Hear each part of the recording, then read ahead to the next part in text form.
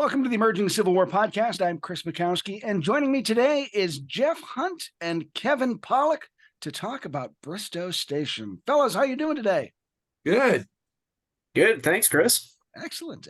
Now, I was out at Bristow with Kevin just the other day, and I had to try to memorize the official title. Kevin is the historian and site manager at Bristoe Station Battlefield Historic Park. Is that right? Close. Heritage Park. Heritage Park. One of these days you'll get it. Don't worry, it took me 4.5 years to master it.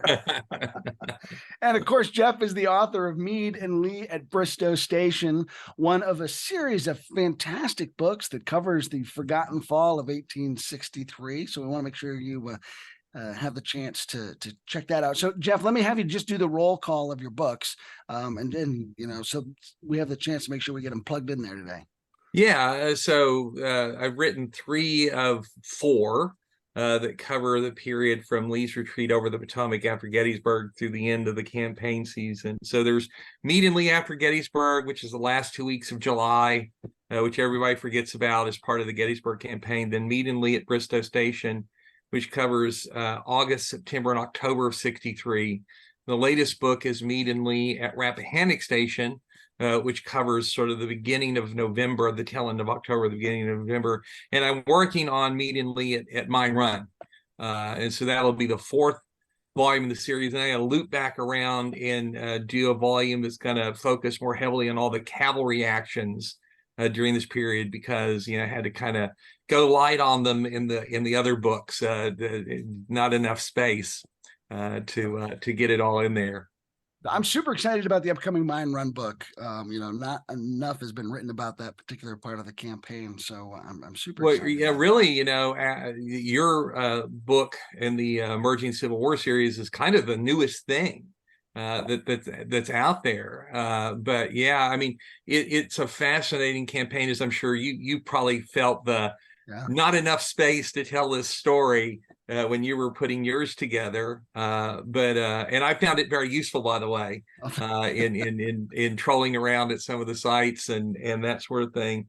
But yeah, I mean, it's like a lot of stuff in the fall of '63 in the general histories and the biographies and stuff. It gets compressed, dealt with on a kind of a surface level, and then when you go diving into it, of course, there's not only a lot of drama and human story, because, the same armies that fought at Gettysburg, those same soldiers lived through all of this. And it was just as real for them as the campaign in Pennsylvania was for them. And the complexity of all of it is much greater than I think most people suppose. And all of the stuff that happens in the fall of '63, there's so much more than most people would suspect, because, the historians kind of hit that fast forward button. From Falling Waters to the Overland Campaign and the Battle of the Wilderness. It's like, okay, skip over that part, get back to the big battles, or let's go out to Chattanooga and Chickamauga. And so, a lot of really cool stuff and very important stuff gets overlooked as a result. Kevin, as you think about that fall of '63, kind of what's your overall impression, and why do you think it's so understudied? I think Jeff hit the nail on the head, and I'll be the first to admit, I mean, before I really started studying the fall of 1863, for me, it was Gettysburg happens. The army somehow miraculously come back to Virginia. Grant is sent east eventually, and then the wilderness kicks off and the Overland Campaign. But it really is just an absolute fascinating time period. And it's one of those time periods that I think really shows, Jeff mentioned of tying in Chickamauga and Chattanooga, that these campaigns in the East and West are not necessarily always separate from one another. Of what happens out West influences what happens out East, and vice versa. What happens out East influences what happens out West, with Longstreet going west from the Army of Northern Virginia, that he's going to participate in the Battle of Chickamauga. And then, of course, that's going to lead to, the Federal at Chickamauga. And then in response to that, the Lincoln administration is going to take 2 corps away from George Meade and send them out west. So I think it just kind of shows to the connection, that the Civil War was such a vast space that that East and West aren't always separate as much as we'd like to divide them too, which I think is one of the more fascinating facets of the campaign to me. Jeff touched on something a second ago when he was talking about, the way he attacked this as a writing project. And he said he kind of has to come back to the cavalry in a separate volume. And one of the things that always fascinated me about this period was that, although there's not the huge, big battles that we think of when we think of Gettysburg or the Wilderness, these armies are in contact constantly through this part, and and there are casualties. Maybe it's one skirmisher here or a little cavalry clash there, one guy here, two guys there, but they're in constant contact. And so there's a lot of maneuver, a lot of strategy, and a tremendous amount of politics that are involved in this. Jeff, as you kind of approach this as a writer, how do you get your arms around all that and try to weave it together? Well, I took a chronological approach because that's the way history plays itself out, but tried to go back and stand in the shoes of the men at the time and start where they started. And so no hindsight, no, Monday morning quarterbacking as much as I could avoid it. Their past is the immediate, last few months or, since 1861 and the war started. You're right. There's an enormous amount of maneuvering. There are about 8,000 total casualties, almost equally divided between the two armies during this period. And that's about the same number of casualties that you have, say, in the Valley campaign, but in a obviously shorter time. For the 8,000 men and their families who got killed or captured or wounded, these are the most important battles of the whole war. But the really interesting thing that I think was enlightening to me and really helped to open a new perspective for me on George Meade, for example, is the amount of political strategic debate and discussion that's part of all this, that puts these campaigns in a political and strategic context. This is happening in Richmond too. And that therefore influences the decision of Lee and Meade. Neither one of them is getting to do what they really want to do. And part of that's logistics, part of that's geography, but a big part of it, especially on the federal side, is the interaction between Meade on one hand and Lincoln and Halleck and Stanton on the other hand. And it really, I think, puts Meade in a real bind. I say this in one of my books, but I doubt that any commander of the Army of the Potomac had a tougher tenure than Meade as a result of that. And, so much of McClellan's grief was very much a product of himself. He helped to bring all that on him. I see Kevin cringing there as you say that, because I know Kevin's a big guy. No disagreements. Yeah, Meade sort of thrust into this, and everything that's happened before him then plays on him. And I use this analogy that he's like the young bride who's gotten married to a husband who's been divorced 4 times before, and so everything he does provokes some bad memory and draws some inexplicable response from her spouse that she doesn't understand. But, from his perspective, what he's lived through, no, we don't want to do that. We're not going to do that, and this sort of thing. And you really have to feel an enormous amount of sympathy for George Meade during this period. He is in command of the Army of the Potomac. It's his army, but he is got so much pressure, and even worse, so many strings attached to him that he doesn't have anything akin to the kind of flexibility that any other general who commands that army in the whole war gets. Yeah. Make sure that you stop Robert E. Lee, but keep yourself between him and the Capitol, and make sure you got, and then there's also the context of the Joint Committee on the Conduct of the War and Dan Sickles and all of the post-Gettysburg trouble that Sickles is causing, that Meade feels like he can't really defend himself against because he's got to be paying attention to what's on the front, but he understands that he wants to. Halleck giving him bad advice, saying, no, you don't have to worry about it, blah, blah, blah. And just a tough spot. Kevin, what are your thoughts about Meade, and how does he navigate this? And is he successful at it from your perspective? Yeah, it really is. Meade is fighting on 2 fronts. He's got the the enemy in front of him, and I wouldn't say an enemy so much, but an adversary behind him, certainly, as Jeff has laid out. And Meade has troubles with it. I forget the date exactly off the top of my head, but at one point he writes to his wife, almost throwing his hands up, like, I'm just done. I'm sick and tired of this, and I'm ready to just resign and end this thing and get it over with, that this isn't worth it at all. But to what you all were saying too, with the strings attached, Meade has different plans that he wants to lay out that he's just not allowed to do. And so it's very difficult, I would imagine, as a subordinate to go to your boss and say, these are, my well laid out plans. This is what I'd like to do, and just be shot down constantly. But Meade, is really able to navigate it. That's why he remains as commander of the Army of the Potomac until the end of the war. Is he walks a very fine line, and he doesn't always walk it finely, but he is he does manage to maintain that relationship with his superior officers, ultimately, that keeps him alive for the rest of the war, and at least in terms of command of the Army of the Potomac. One of the things that I really respect about him too is he just flat out says, like, if you don't like the job I'm doing, relieve me, and then Halleck's like, oh, no, everything's fine. Everything's fine. Yeah, he says it a lot, actually. And during this period, there are 3 and arguably 4 times when he's, ready to say, hey, you don't like it. I'm doing the best I can. If I'm not making you happy, you can relieve me. And I love the point in September of 63, or I think maybe it's after Bristow, where Halleck says, oh, you're not going to be that lucky. We're not letting you off the hook. But it's really interesting. I think one of the more revealing things that I tripped across, so Meade's son, well after his death, publishes the 2 volumes of his letters. Okay.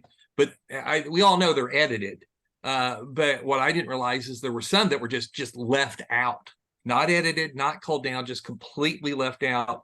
And the ones he writes between Bristow and Rappahannock Station to his wife, you can just feel his agony, his frustration. He wants to get off the O&A because it's a fruitless line of advance that costs him so many troops to guard it. He wants to go to Fredericksburg and Acquia Landing and have that short. And Lincoln and Halleck keep saying no. But at the same time, he writes Margaret. He says, they tell me, your job is to go destroy Lee. And he says, well, this is the way I think I should do it, and it's logical, it makes sense. And they're like, no, we're not going to let you do it that way. And he's like, so I'm told to figure it out for myself half the time, and then the other half the time I'm told what I can and can't do and what I must specifically do. And this isn't fair to me, and it's not fair to the Army, it's not fair to the country, and I wish they would just get mad at me and fire me. But it's also interesting that as frustrated as Meade is with all of this, to go back to Kevin's point, is he soldiers on, and he swallows all of that. He gripes to his wife about it. He moans a little bit to his closest aides, but he's a dutiful and obedient subordinate. And, he doesn't want to attack at Rappahannock Station. He wants to go to Fredericksburg. He understands that Lee's laid a trap for him at Rappahannock Station, and that because of Lincoln and Halleck, he's got to walk into that trap. And he writes and he says, we're going to attack tomorrow, and I don't think this is going to work. But this is what I've got to do. And he throws himself fully into the preparation. So he doesn't do what a lot of generals would have done, and that's sort of like go into it half-hearted, or, not pay attention to the details and let the thing fail. And then he can turn around and say, well, I told you so. No, Meade's a much, much better man than that. But you can imagine Margaret's despair when he writes her and says, that I'm so nervous, I'm so anxious. This job is so much worse than I thought it would be, that I wish I had just absolutely and categorically said no when it was offered to me. And I'm in such a state of anxiety that sometimes I wish a stray cannonball would put an end to it. Can you imagine getting that letter in Philadelphia from your husband and start to worry about what he's going to do in the next engagement? But it speaks to the misery. But he waxes and he wanes because, the administration is very polite to him. They seem to acknowledge everything he says, but they don't come to the same conclusion that he comes to. It's like, well, my second wife had problems in Fredericksburg, so I'm not going to let you go, to use your metaphor, Well, and to be fair to the administration, the idea that, hey, your job is to go out and find and fight Lee and destroy his army. And that's not really probably going to be easier around Fredericksburg than it's going to be around Culpeper or Orange, or you're going to find him in front of you in good terrain and dug in wherever you go. So why switch from point A to point B? Of course, Meade has very good reasons, for doing that. But the idea of, and especially right before the Bristow campaign, when you've got the congressional elections coming up, of taking the Army back to the scene of its worst disaster 6 months, less than 6 months after that disaster, you can sort of be sympathetic to Lincoln, saying that's a political non-starter. But that Meade does seem to have a blind spot to the political aspect of the war, I think. So, Kevin, we've been talking a lot about Meade. Let's shift over to the other side. Tell me a little about Robert E. Lee during this period. So Lee is always the one, looking for an opportunity, and that's ultimately going to be something that's presented to him in the beginning of October, and really there's a lot of factors as to why Lee decided to move forward then as compared to previously before October 8th and 9th. But ultimately, I mean, a few factors that really jump into Lee's mind is that, as Jeff mentioned, the congressional elections are coming up. I think Lee is very much a politically savvy soldier that is aware of the fact that victories for the Confederacy on a battlefield can impact Northern elections. And it's going to be quite interesting reading letters of soldiers, federal soldiers, that as they're on the march during this campaign, they're literally placing votes in some of their hometown congressional elections, which is quite a unique experience that you don't see in a lot of Civil War campaigns. So I think that's one unique thing. For Lee too, another thing that really forced his hand, I think, or didn't force his hand, but was a good impetus for Lee to move forward, is that he thought, basically these are the closest the armies were ever going to be in terms of their strength and manpower. Still not exactly even. Lee's army had about 50 to 55,000 men. The Army of the Potomac about 70 to 75,000, somewhere in there. But Lee sees the balance of strength evening out in Central Virginia during the early fall of 1863 because of those federal troops that have been sent out west. But ultimately, what Lee is really looking to do is just achieve another battlefield victory and try to cause as much havoc on the federal war effort in Virginia as he possibly could. And this is, in my opinion, quintessential Lee, of looking for an opportunity. He finds a federal army that is stalled out in front of him, that can't make up its mind what it wants to do for a variety of reasons, of course, many of which that we've just covered now. And so Lee is going to decide to move. But what's interesting to note about not only Lee's army, but both armies in this campaign is it's really, Chris, you said it last week when we were together at Bristow, they're operating with their B teams, essentially. That this is not, you can look at the roster of both armies, and this is not, their higher echelons of command. These are not the guys that you tend to think of when you think of excellent commanders in the Civil War. I mean, for Lee, there are three familiar names. You have, of course, Richard Ewell commanding the 2nd Corps, A.P. Hill commanding the 3rd Corps. Jeb Stuart is still leading the cavalry, though he's really almost delegated to a division commander at this point because of Wade Hampton's injury that he suffered at Gettysburg in July. But Stuart's still going to be present. For Meade, you have guys like John Newton commanding the 1st Corps, Gouverneur Warren, who's new to Corps Command, leading the 2nd Corps.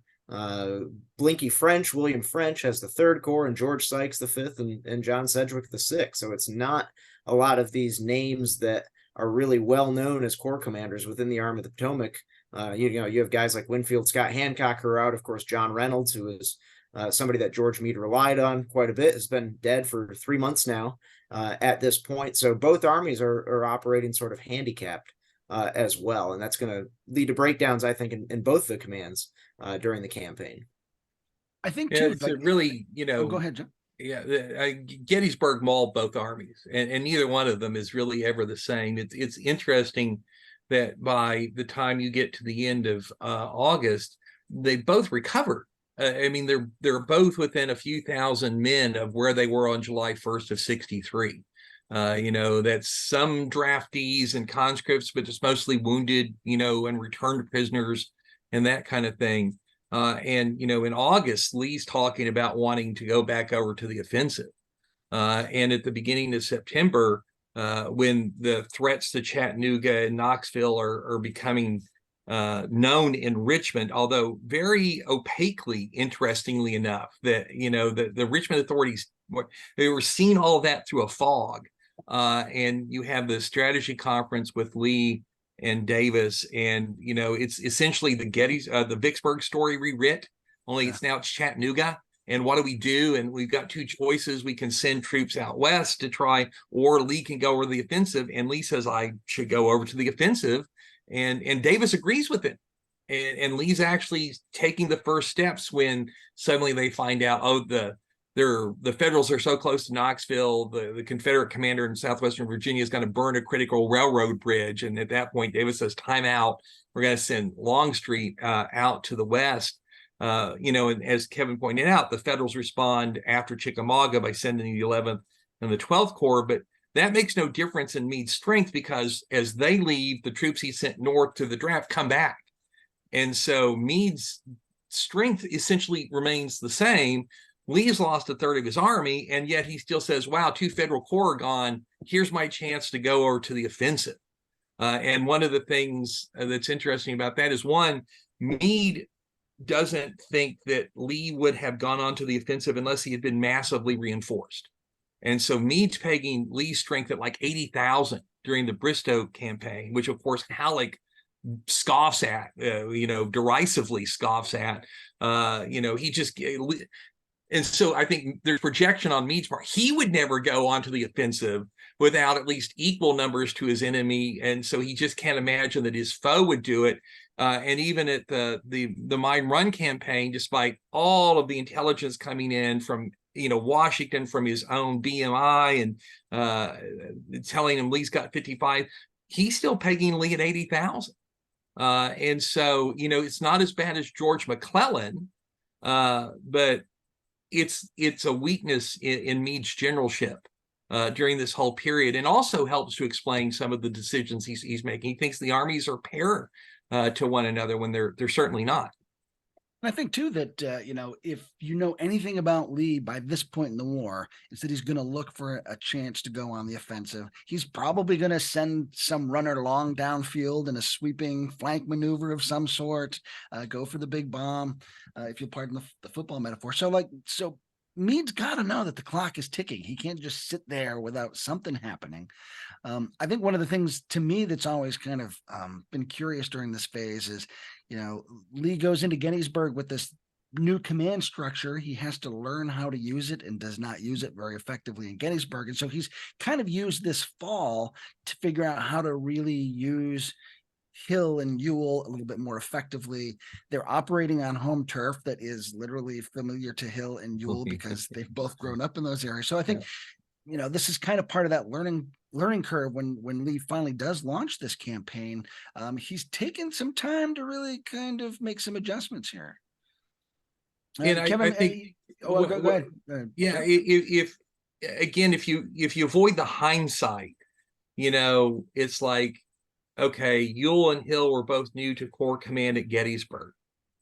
So are we surprised that they stumble in these new tasks? And so I think Lee kind of is reserving judgment a little bit. And between Gettysburg and the start of the Bristow campaign, neither one of those guys does poorly. I mean, they're not asked to do much, but what they do competently. And Ewell shows flashes of his old aggressiveness, when in those 2 weeks after Gettysburg, he's got an offensive mind and that thing. I think it's interesting that in the Bristow campaign, Lee headquarters with Ewell and lets Hill, do the flanking thing, whether that's convenience or whether that's something about how he's evaluating these two officers.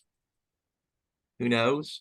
But it's true that the only people in the Army of the Potomac Corps leadership that Meade seems to really trust are Warren and Sedgwick. And it's not that he mistrusts the other. I think that the Meade's still uncertain about what French is capable of and what French isn't capable of. But you got to remember that Meade is old Army. And old Army seniority matters above everything else. And Meade, Sedgwick, and French are the 3 ranking major generals in the Union Army. And that dictates a lot of who's getting what assignments. So, Kevin, get us up to Bristow as these two commanders have been looking at each other, trying to figure out what to do, plotting with their own commanders in chief. Eventually, Lee decides to make a move and try to get at Meade. Tell us a little bit about that. So the Bristow campaign is really just according, looking at the calendar of the almanac, it's 10 days from October 9th to the 19th. So it's pretty quick, though, of course, the Confederate planning lasts for several days beforehand.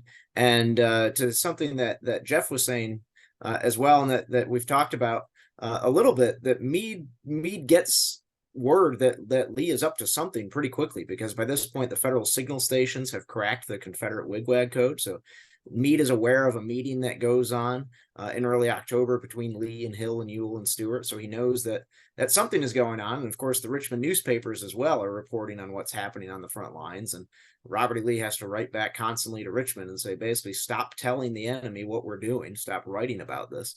And that doesn't make Lee very, very happy at all. But ultimately, what Lee wants to do is basically replicate what he had done to John Pope in the summer of 1862, though in a slightly different fashion. Lee's army is going to be positioned on the south bank of the Rapidan River at the start of the campaign. Meade's army is going to be inside of the Culpeper V, or the Iron Triangle, as Marcina Patrick refers to it, which is basically the Rapidan River will be the south bank of that triangle. The Rappahannock River will be the north bank of the triangle. The Blue Ridge Mountains will be the western side of the triangle, and they come to a point, of course, just above Chancellorsville and Fredericksburg there. And so Meade is located within that. So he has a river to his front, but of course a river to his back as well. And so it's not necessarily an ideal place for him to fight. But what Lee is going to do is shuttle both of his infantry corps across the Rapidan River and in a wide sweeping arc around the right flank of the Army of the Potomac, try to get to Culpeper and basically force George Meade to fight, or at least force Meade to move and get portions of his army on the move, where Lee can then, if not strike against the entirety of the Army of the Potomac, at least defeat a portion of it. So in a nutshell, Lee's first attempt to get around Meade and get to Culpeper and cut Meade off from his escape to the Rappahannock River is not going to succeed. Meade's going to be able to pull his army out, though it wasn't necessarily that everything went well, but Meade's army was able to get out ultimately and pull back behind the Rappahannock River. And so Robert E. Lee, Chris, to run with your football analogies, Lee, he's like a coach on the sidelines. He said, well, the first play worked, so we're going to use that play again. And he decided to begin on another movement around Meade's right flank, get beyond the Rappahannock River, get behind Meade, and reach the town of Warrenton, which he does by the morning of October 13th, while George Meade is hustling to get his army away from the bank of the Rappahannock River, because for a few different reasons, mostly intelligence breakdowns and some communication breakdowns, Meade's army was actually straddling the Rappahannock River, with several corps south of the river, several corps north of the river by the time Lee is working around his right flank. And in fact, there are Confederate troops across the Rappahannock River at places like Jeffersonton and Sulphur Springs before Meade is even aware of what's going on. So at this point, basically in the campaign, with Lee working his way behind the Army of the Potomac, George Meade essentially just threw his hands up and said, forget it.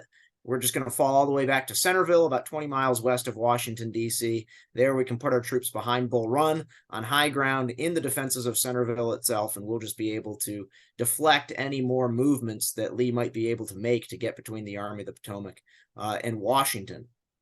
And Lee's going to be presented with some good opportunities, certainly, to get at George Meade. There's an excellent little opportunity at the Battle of Auburn on October 13th and the morning of the 14th as well, where the Second Corps is going to first cut off Jeb Stuart's cavalry from the main portion of Lee's army, but then ultimately the Second Corps is going to be engaged in a two-front battle for a time, caught between Jeb Stuart's cavalrymen and Richard Ewell's Second Corps that was approaching. But the Second Corps, I should specify, the Federal Second Corps, was ultimately able to get out of this precarious situation.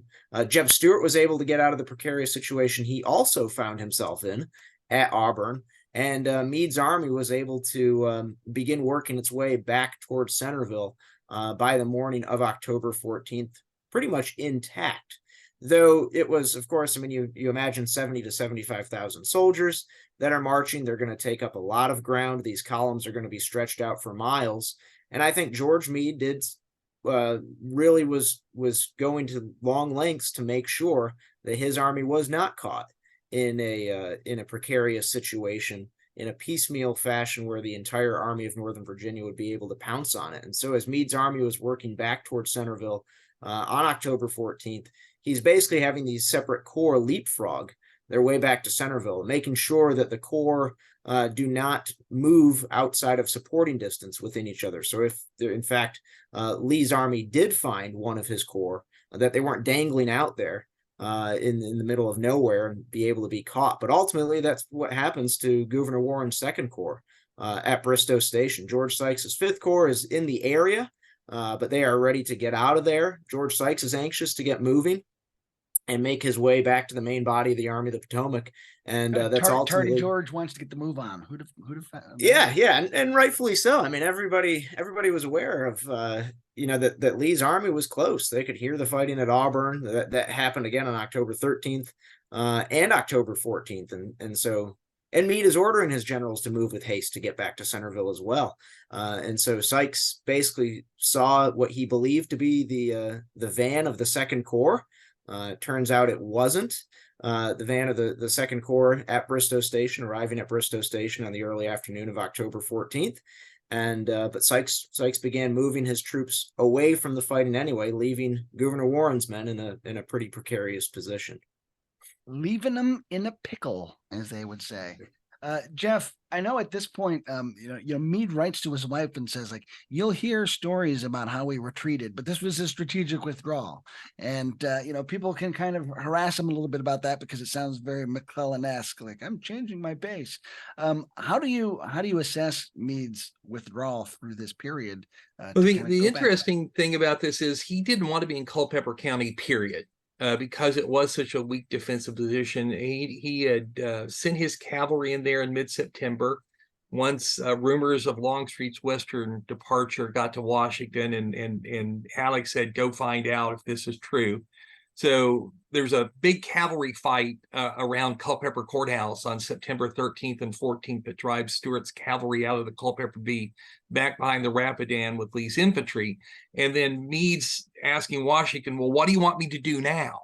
And they won't answer him. They don't give an answer. So he moves his infantry into Culpeper, hoping that might scare Lee, who's lost Longstreet, into retreating away from the Rapidan. And when Lee doesn't retreat, well, Meade finds himself there in this very dangerous position that he knows he can easily be outflanked.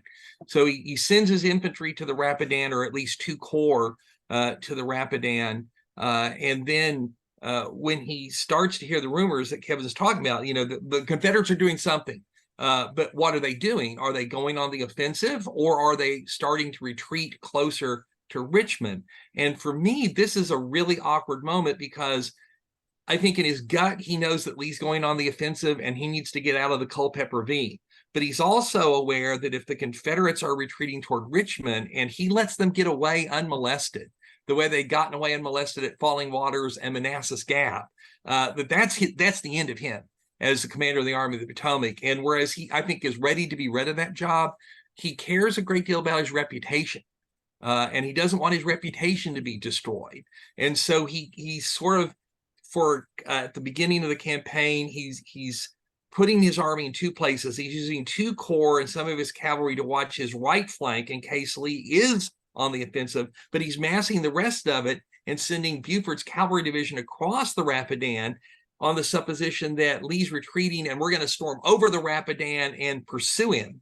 And it's that kind of juxtaposition that Meade's frozen in until the morning of the 10th, when the Confederates begin to cross Robinson's River and get into Culpeper County. But it's still not until that afternoon that Meade orders his troops out of the Culpeper V. And the next morning, he's got his army behind the Rapidan, or the upper Rappahannock, and he's expecting to see something from Lee. But Lee, as Kevin said, is doing the end run again and has kind of disappeared from sight. And so Meade begins to second guess himself. And I think a lot of that is what's Washington thinking about all of this? And if Lee really, if this stuff in Madison County was just a feint to allow the A and B to retreat closer to Richmond, and I fell for it, then I'm fired, right? So he sends Sedgwick and half the army back toward Culpeper to see if Lee's still in Culpeper County. And of course, they get to almost to Culpeper and there's nobody there. And so Meade's lost. He doesn't know where Lee's infantry is at all. And so in what his chief of staff, General Humphrey, said was the one mistake Meade made during the campaign, he leaves his army divided by the upper Rappahannock, and that lets Lee get that flank march toward Warrenton. But again, the Confederates roll over brigade of David Gregg's cavalry division, and the messengers that are sent back to send the alarm get shot and captured. And so it's not until late on that evening that Meade finds out what's happened. But once he finds out what happens, once he understands where Lee is, he moves decisively. He doesn't wait, puts his troops on the road. So if he'd kind of been frozen between, what am I supposed to do? What's Washington thinking on the 9th, the 10th, the 11th, and the 12th? Which, I think he's not trusting his own instinct. I think he's very much being influenced by what might be the thoughts of his superiors. Once you're past that point, I think his generalship is excellent. And Kevin's right. He maneuvers the army very well, very decisively. He moves it quickly. He keeps all those troops in supporting distance of each other. And if George Sykes had not felt that the Second Corps was as much reassurance as the Third Corps, then your battle at Bristow is perhaps something that morphs into the big battle that Lee was seeking. Maybe not to his advantage. But if the Fifth Corps had hung around there and fought with the Second Corps, it's hard to see how Meade would not have had to bring the Army of the Potomac back and engage there. And that might not have worked out well for the Army of Northern Virginia. And you talk about, Lee trying to look to bring on this battle to his advantage. And, so he's looking for aggressiveness. He's looking for opportunity. And it seems as though he has it when he sees things at Bristow and he sees kind of the army there. Kevin, tell me a little bit about, why is it that Hill jumps in as he does to pick that fight?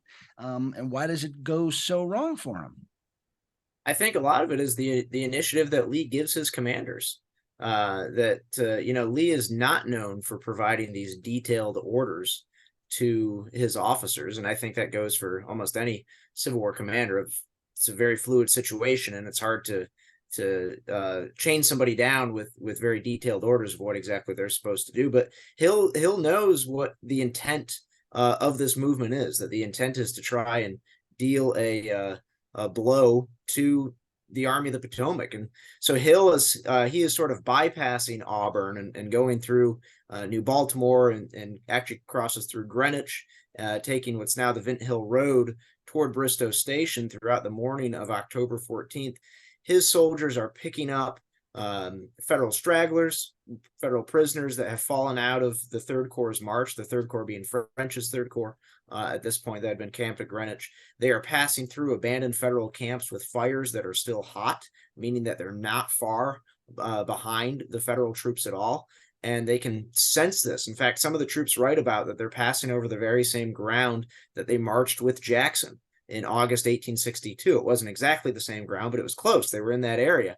And so they're getting this sense of history is repeating itself, that we've got the Federals on the move. We've got the Federals on the run. Now is our chance. If there's ever going to be a chance, now is our chance to go for them.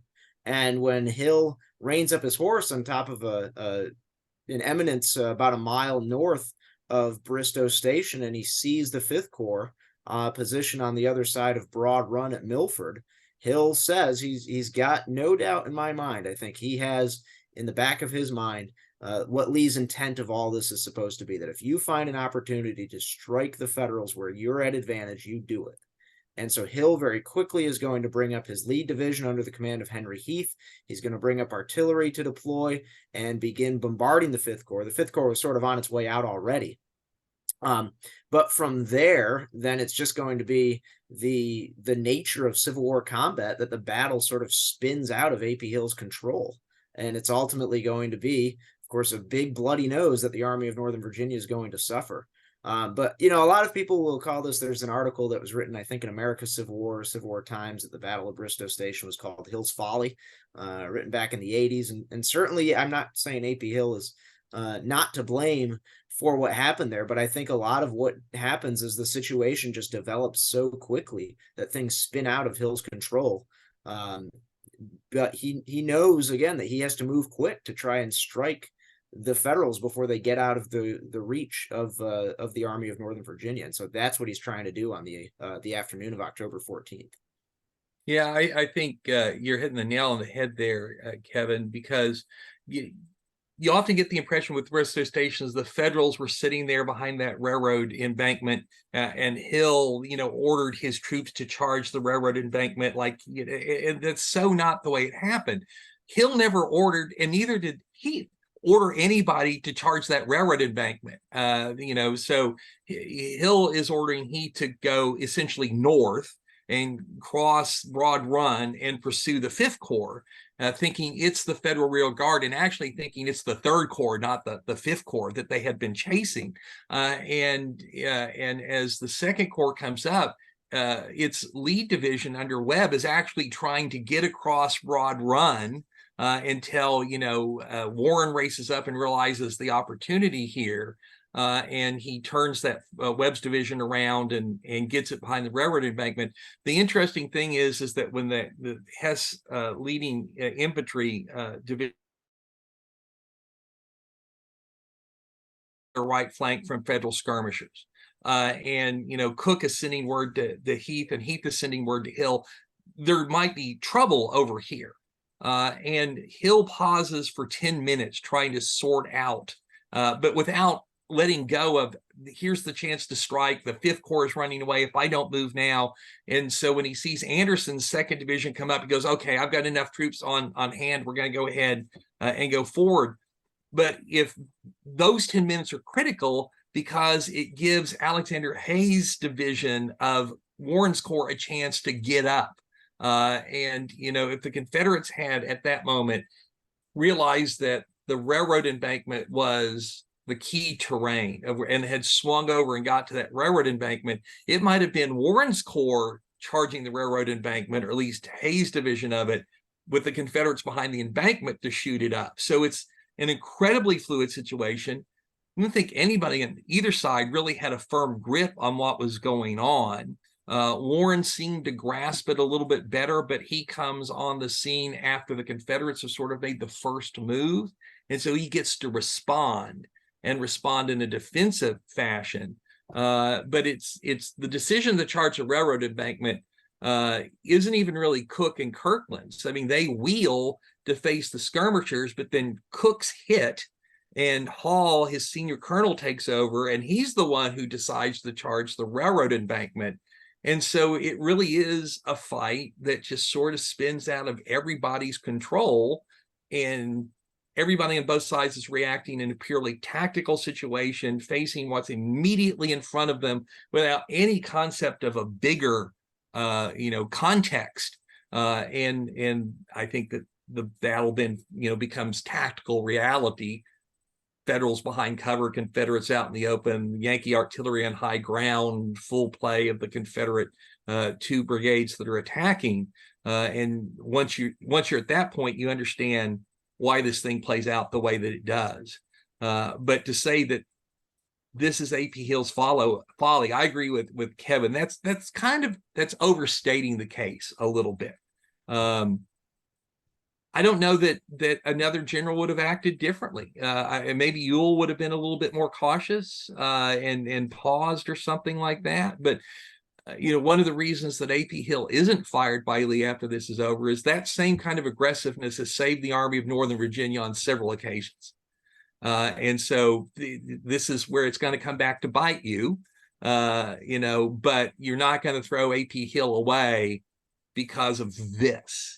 Although Lee does castigate him, and it's nasty, and it makes Hill feel that big, but it's not the way that it's usually portrayed. And even at the time, in a lot of Confederate letters and newspapers, they talk about, Hill walked into an ambush. This is not an ambush. This is a meeting engagement. And that's the way it should be viewed. Kevin, you and I were talking the other day about this because to me, it always struck me as this fundamental lack of reconnaissance on Hill's part, where he thinks he's going after the Third Corps, but it's actually the Fifth Corps.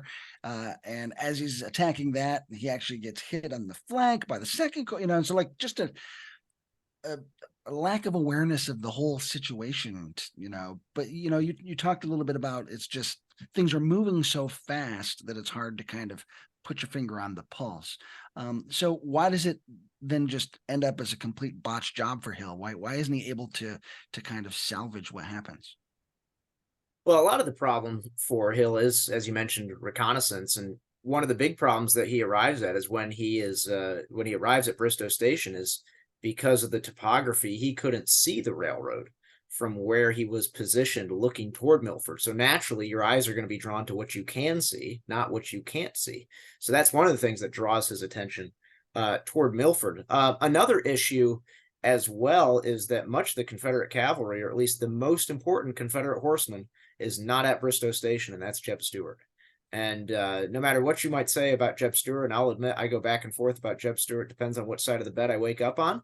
But one thing that I can say 100% certainty in my mind is that Jeb Stuart was an excellent intelligence officer, and he was able to gather intelligence quite well. But he's not there at Bristoe Station. He's well off to the south because of sort of an intelligence mishap that happens. He ends up following troops that take him way out of the picture, beyond to the rear of the Federal Army after the fighting at Auburn, and so Stuart's not there to help provide any intelligence for Hill or Lee or Ewell once they arrive on the field as well.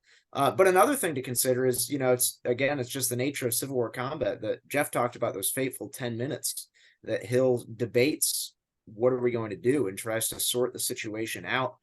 But of course, when you're in that close contact with the enemy, every minute, every moment counts. And so the moments that you wait, potentially the losses that you're going to suffer are just only going to be magnified because there's less time for you to adjust when you have an enemy, especially a large size of enemy soldiers, like 10,000 soldiers of the Federal Second Corps there. And again, it's just going to spin out of Hill's control. Those attacks from Cook and Kirkland's brigades are going to meet with limited success. Kirkland's brigade is going to be able to break across the railroad in small fashion at two spots along the railroad, but are ultimately driven back.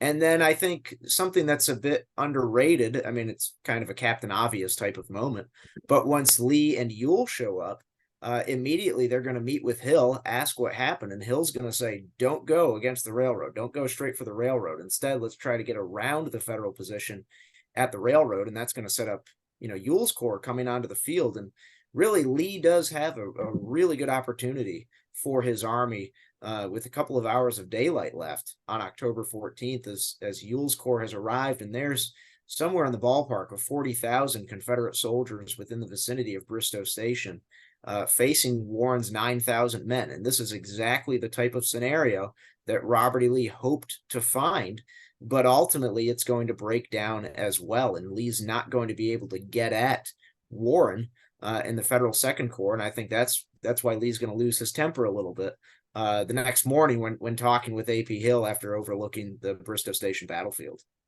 I think it's interesting, Stuart's mischance where he follows the tail end of the Second Corps. One of the things that I think we often forget as historians is that these are flesh and blood people.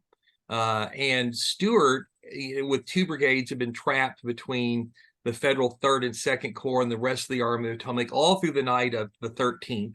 And slept at best maybe an hour. And so by the time he escapes that trap on the morning of the 14th and reconnects with Lee, the man's probably been awake without a break for 36, 40 hours. And so there's, modern military doctrine tells you that the person who should get the most sleep in any command is the decision maker, because they have to have the most clarity of mind. And so, it's very unlike Stuart, who to be told that you need to follow the Second Corps and stay on their right flank, which would put him between the railroad and Lee's army, so that he would have been in a position to know what was happening at Bristoe Station and tell Hill. Instead, he follows a sharpshooter battalion that's supposed to needle the federal rear guard. And, that just seems like a very atypical mistake for Stuart, but one I think you can describe to fatigue. And then so in the same way that you can subscribe what Hill does at Bristow to the spirit of the chase, knowing, that the emotions are wrought up, that this is the intention and all that, he's sort of perceiving what he expects to find. And acting on it, those very human qualities are playing out in this battle and this campaign. I think one of the things that has never been adequately explained to me, I understand how Lee runs out of daylight trying to get his troops into position to try and follow up on the fight. You got to remember that the Caldwell's divisions come up the rear guard to strengthen, and he's also got all of Gregg's cavalry division and Buford's cavalry division and all their horse artillery there. And the further south that railroad cut goes, the taller the embankment is. The Confederates don't really know how many Federals are there. So again, a lack of intelligence. Early does some things that don't help the situation by running off after a Federal supply train with his brigade and disrupting what Ewell is trying to do. But the ability of the Second Corps to sneak away in the night, and it's raining and everybody's tired and all, but for 9,000 men to cross a creek and just slip away literally from the very front of the entire Army of Northern Virginia has never been adequately explained by any of the participants. Yeah, and there's Go ahead. Oh, sorry, Chris, we keep cutting you off. I would agree with you, Jeff. I think that's one of the most amazing things that Warren does is just be able to get his corps out of there. And there's a few accounts of some of the guys in Kirkland's brigade that, they're ordered the next morning, October 15th, to charge the railroad once again. And I can imagine what their reaction was to that. But they literally got to the railroad, jumped up on the embankment, looked down the other side, and they had no idea that the Second Corps was just completely gone. And the Federals are going to pull the same thing on the Confederates at Mine Run. Yeah. But at the same token, the Confederates did it to the Federals at Manassas Gap and Falling Waters. So turnabout's fair play. Mm-hmm. Now, it seems like a doubly bad day for Hill because he is beaten by the man who has stolen his girlfriend, and Robert E. Lee comes in and gives him a scolding. And Jeff, you mentioned earlier that, you're not going to throw away Hill, but you kind of need to contextualize what's going on. Kevin, tell me, Lee gives it to him, but then kind of backs off a little bit. Yeah, Lee, I don't have the exact quote right in front of me, but Lee, basically what happens is October 15th, once everybody becomes aware that the Second Corps has gone and that Bristoe Station is in possession of the Confederate Army, which really meant nothing to them at all. But Hill sort of meets with Lee and starts to try and explain himself of what has happened. And Lee sharply cuts him off and basically agrees with Hill and says, yes, you moved forward too quickly. Your lines were too extended. Your reserves were not well placed. And as he's yelling at Hill, I think he can see, as Jeff aptly pointed out, that Hill is just shrinking in his boots, and Hill's looking for anywhere to be except for in front of Robert E. Lee at the moment. And Lee then turns to him and sort of, I think, takes a couple of deep breaths, slows down, and says his very famous line of something along the effect of, well, General, bury these poor men and let us say no more of it. As essentially of just saying, this has happened, but I'm going to need you again. The Federal Army is not going anywhere. The war is not going anywhere. I'm going to need you again. So just move on from this, learn the lesson of it, but move on from it, because we're going to have to fight other battles in the future. And it's very much the way Lee supposedly dealt with Stuart when he showed back up at Gettysburg on July 2nd. Does Hill learn the lesson? Well, he never blunders into something like this again. At Mine Run, he's telling his subordinates that he's really anxious for Meade to give him a chance to even the score for Bristow. but yeah, I mean, it's all circumstantial. It's like, to go back to our football analogy, you throw the interception in the end zone that cost you the Super Bowl. And for the rest of your life, you can think, wow, I should have done that differently, but you never are in the position to do it over. And I don't think that that Hill was ever presented with such an opportunity where he could make that blunder. He makes other blunders. He doesn't entrench on the first night of the Wilderness, for example. And that doesn't do his corps very much good on the second day when the Federals attack it, and it leads to the famous Lee to the rear episode and stuff like that. But you look at the whole panoply of military history, and no matter how great the general, every general has that one day, that one event where things slip beyond their control. They make a bad decision based on bad intelligence or hasty reasoning, and then their record is forever marred by making that one mistake. Burnside at Fredericksburg is horrible. Is he as horrible anywhere else in the entire war as he is on that one day? And the answer is no, he's not. He's a middling, should never have commanded an army, but otherwise he never does anything so bad again. But the one bad thing is bad enough, and I think it really does. It does mar Hill's reputation kind of permanently, don't you think, Kevin? That Yeah, I would absolutely never agree. recovers. Yeah, but Yeah. I think one thing that's important to keep in mind too, and this was likely in the back, we can't mind read, but I think had to have been in the back of Lee's mind when he's chastising Hill and then sort of reels himself in, is Hill did in essence exactly what Lee wanted him to do, to be aggressive. And Lee knew that his army was built on the aggressive nature of his commanders, that Lee had to be aggressive. And so I think when he's chastising Hill, Lee's probably thinking in the back of his mind of, don't. I think the well, General, bury these poor men and let us say no more of it is sort of Lee's way of saying, that you did what I wanted you to do. Don't lose that aggressive spirit, because that could be what's going to win this war for us. And so he's sort of trying to build Hill back up after that. It's sort of a way that not build him back up, but at least, don't be crushed to the point of don't ever be afraid of pursuit. If we have the enemy in sights and they look like they're ripe for the taking, don't ever be afraid of pitching into them again to try and achieve a victory that we're looking for. Yeah, I mean, there's that whole learn from this kind of undertone to it.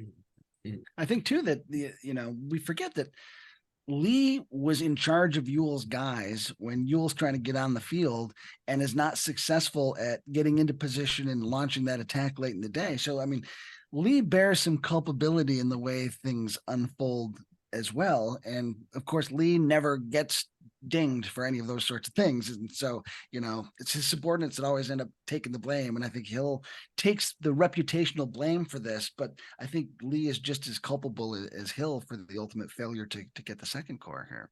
I think that Lee is aware of that. If the press doesn't, ever castigate Lee, and it's always somebody let Lee down in the press. And Lee never punishes anybody, although he ought to in the press. That Lee is aware of his culpability in this, and that Lee is very much a buck stops here kind of a commanding general. And he's never going to overplay that, because I think Kevin's right. The next morning, the war is still there, the enemy's still there. We've got to do the best we can going forward, and we've got to learn from the mistakes, but it's useless to go back and seek out scapegoats and that sort of thing. But Lee doesn't take a reputational hit. The Army of Northern Virginia sort of does for a while. There's a lot of lamenting in the Richmond press about this army is not what it was under Jackson. And you've got Joshua Gorgas, who writes about it. Says it's amazing how little success this army has had since the death of Jackson. And Mine Run sort of redeems it. But there is a bad third quarter there for the Army of Northern Virginia's quarterback, where everybody's saying, man, he's not the guy he was last season. So, fellas, what are our takeaways from the Bristoe Station campaign? I would say just an overreaching broad assertion is that stuff happens between Gettysburg and the Wilderness. And I think Amen. one thing that to follow up on what Jeff had said too is that we think of, Gettysburg is to many people the turning point of the Civil War. I would certainly argue that in many different ways. We could, extend this podcast episode for another hour or so going into that. So we don't need to do that. But Jeff is absolutely right that, the Army of Northern Virginia recovers from Gettysburg pretty quickly. And it still has plenty of offensive firepower to it. And that's shown in the Bristoe Station campaign, which is really Lee's last offensive campaign of the war. You can throw in, Jubal Early there in the Shenandoah Valley in 1864 in Maryland. But in terms of Lee having a direct oversight of his army in a strategic offensive, it's the Bristoe Station campaign in October 1863. And so the war is still very much up in the air in terms of its outcome in the fall of 1863. Yeah, I would make three observations about this, and to play off what Kevin would have said.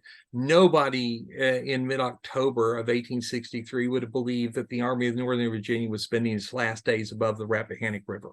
That would have been unthinkable. Another thing is that and the reason I launched into the whole examination of this period was a debate I had with one of my professors about, was Gettysburg the turning point? And it seemed to me that if Gettysburg was this really decisive turning point, then the war, at least in Virginia, would look very different after Gettysburg than it did before Gettysburg. But it doesn't. And for those last 6 months of 1863, you're back where you started. It's the same old stalemate, the same old problems of logistics and geography and strategy. So I think that this period is not only the bridge that sets up the overland campaign, and without understanding that bridge, you can't get from Gettysburg to the overland campaign.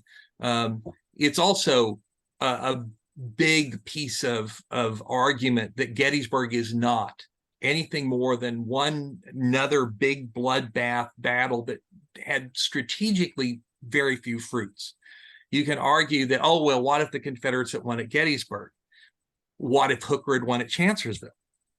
we never do that, do we? So would the war have been different if Lee had won at Gettysburg? Yes. Would it have been different if Burnside had won at Fredericksburg? Yes. That's always true, but it's a negative. You get back to the same spot.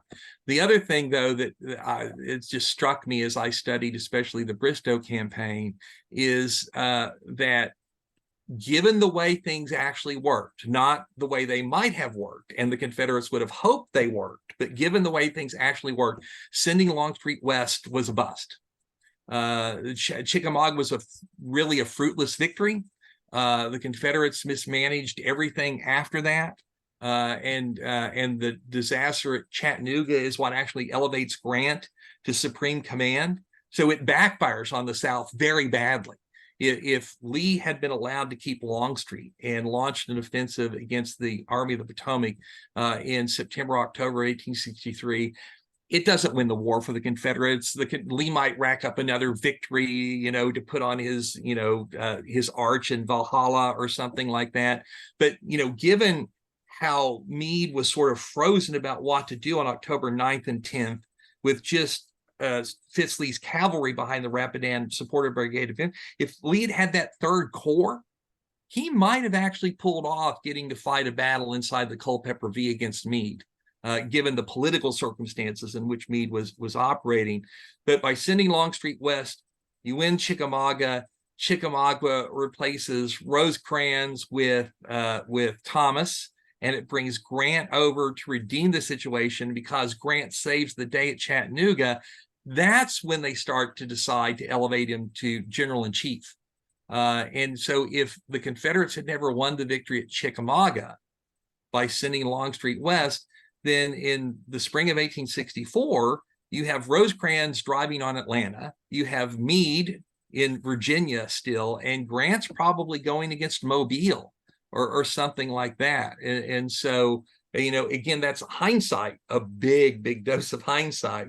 But it's interesting when we look at it is that this goes back to what Hill's doing, and all these commanders. It's like you're doing what makes sense at the moment with the information you have. But what makes sense at that moment in that context isn't always going to play out in the way that you think it is, either tactically or strategically.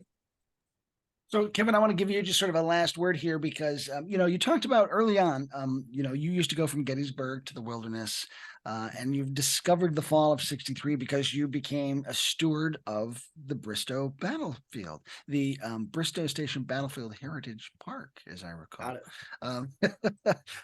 Just tell us, if we want to come and walk the ground, what are our opportunities to do that? So, like most battlefield parks, Bristow Station Battlefield Heritage Park is, we're managed by Prince William County. It's part of the Office of Historic Preservation. It's a 140-acre park. Now we have 3 miles of walking trails. There are actually 2 battles that were fought at Bristow Station, 2 significant battles, I should say.